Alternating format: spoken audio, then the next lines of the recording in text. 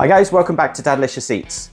If you've ever had leftover chicken or leftover turkey, this being a few days after Christmas, and you're not quite sure what to do with it, I've got a perfect curry for you.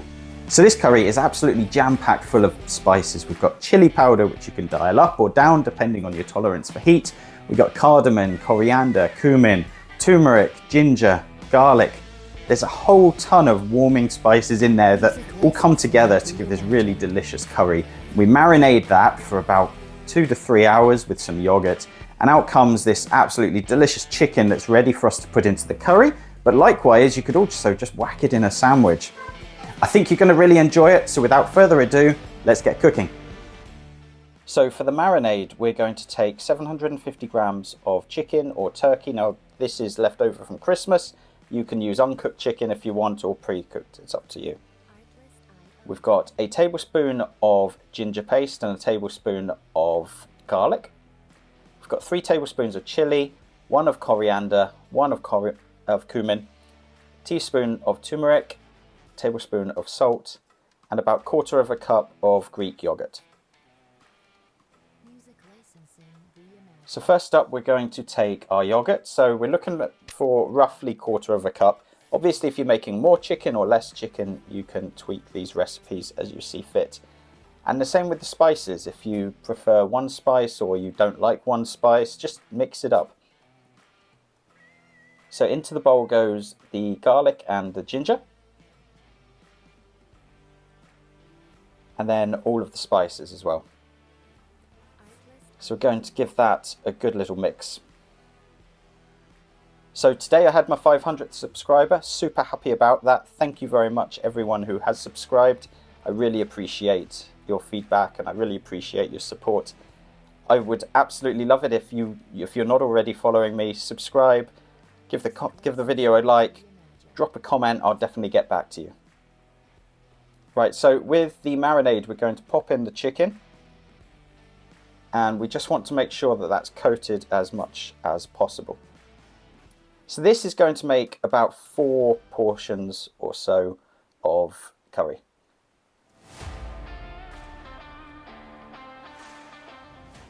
So that's looking good. And we're going to pop that into the fridge for a few hours. You can leave it, even 30 minutes is fine. Overnight's ideal, but as long as you've got.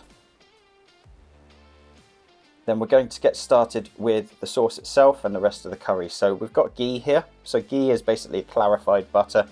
It's why most Indian foods tend to be pretty unhealthy, but it tastes absolutely glorious. If you don't have this, add a little bit more oil. So we're going to take about 3 tablespoons of the ghee here. And we're going to put in just under 1/2 cup of oil as well. Obviously, if you don't have the ghee, add a little bit more oil. And into the pan goes 2 onions that we have popped in the blender. So cut them up small, add in a little bit of water and just blend it. And you want to make a bit of an onion paste. You could just finely chop it if you like, but it's completely up to you. After 10 minutes or so, we're going to add in our spices. So we've got 5 cardamom pods, green cardamom, that we just give a little squeeze. We've got a cinnamon stick, a couple of bay leaves, and 4 black cardamom pods, as well as another tablespoon of coriander and another tablespoon of cumin.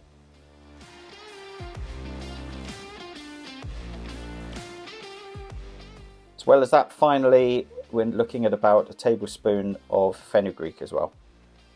So we're going to give that a good mix around, and that's going to cook off for another 5 minutes or so.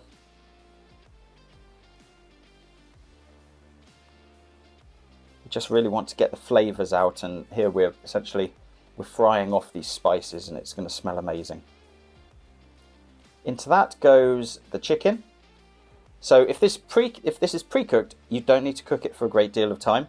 However, if it's not pre-cooked and you're using fresh chicken, raw chicken, you just want to make sure you're cooking it right through. So you're probably looking at about 15 to 20 minutes in the pan, as opposed to pre-cooked where you're looking at probably 6 or 7 minutes.